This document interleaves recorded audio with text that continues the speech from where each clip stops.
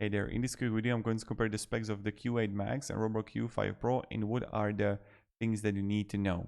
Now the first two differences are these, is that with the Q8 Max features reactive tech for obstacle avoidance, which the Q5 Pro lacks, based on what I found, and also active mopping function. The Q8 Max includes an active mopping function, whereas the Q8 Pro does not. Now when we are going to look here on the key features here, look here, both got 5500 PA high power, both got the precise LiDAR navigation. That you can see right here that the Q8 Max has the reactive tech obstacle avoidance. That's something the Q5 Pro doesn't have.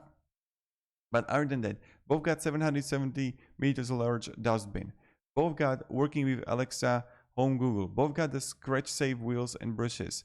Then you're gonna have the customizable app features, seamless floor cleaning. So in many of the regards, what it has, it's really similar.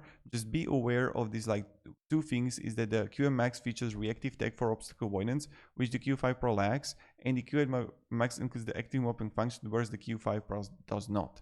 I just wanted to make this quick video for you and I hope it was beneficial. Have a great day and goodbye.